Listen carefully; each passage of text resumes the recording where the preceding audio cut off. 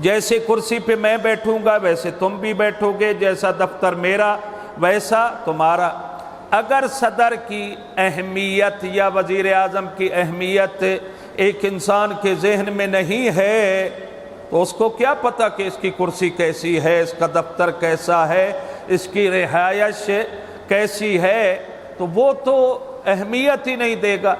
وہاں بھی یہی صورتحال تھی جب پیغمبر اسلام کی رسالت و نبوت اور ان کا اللہ کی طرف سے ہونا، اس کے وہ مقر ہی نہیں تھے، ایک عداوت تھی، بغض تھا، دشمن تھے رسول اللہ کے، نعوذ باللہ۔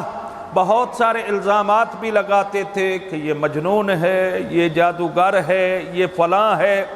اصل میں ان کے دلوں میں محبت رسول نہیں تھی، تو رسول کا کیا ہوا وعدہ بھی ان کو اچھا نہیں لگ رہا تھا۔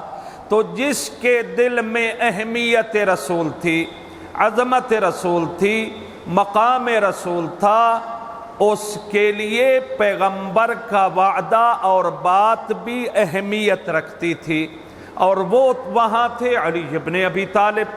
جیسے ہی پیغمبر نے یہ بات کی، آنا یا رسول اللہ، اے اللہ کے رسول میں حاضر ہوں مدد کے لیے، اور پھر جو مدد کا اور تعاون کا سسٹم کو چلانے کا علی ابن ابی طالب نے وعدہ کیا تھا، اس کو کر کے دکھایا اور نبھایا۔ دنیا جانتی ہے تاریخ اسلام میں یہ چیزیں موجود ہیں۔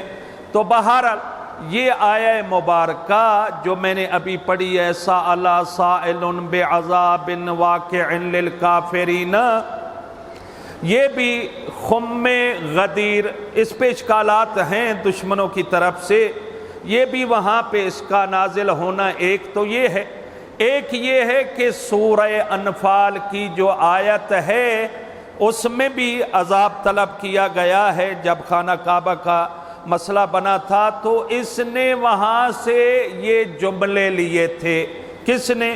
نعمان بن حارث نے یا حارث بن نعمان نے، تین طریقوں سے اس کا نام ذکر ہوا ہے۔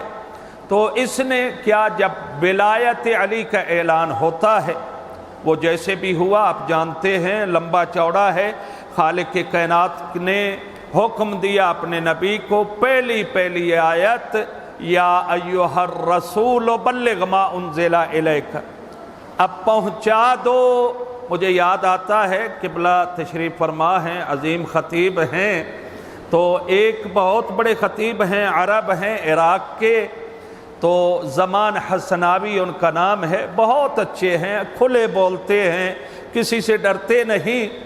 تو مسجد ہے وہاں پہ، مسجد جواہری، یہ بہت بڑے عالم دین گزرے ہیں، محمد حسن جواہری، ان کے نام پہ یہ مسجد ہے، ان کی قبر مطہر بھی وہیں پہ ہے، اور ان کی بہت بڑی فقہ پہ تفصیلی ایک کتاب بھی ہے۔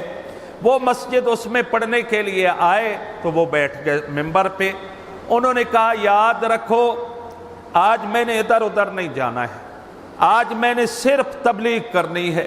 اب شیعہ قوم جب لفظ تبلیغ سنتی ہے تو ایک دوسرے کو دیکھنے لگتی ہے کہ آج نماز ہوگی، آج روزہ ہوگا، آج یہی کچھ ہوگا، اور تو کچھ پڑھا نہیں جائے گا مجلس کے بارے میں۔ انہوں نے کہا ہاں بے شک، مجھے گھور کے دیکھو، غصے سے دیکھو، آج میں نے کرنی تبلیغ ہے۔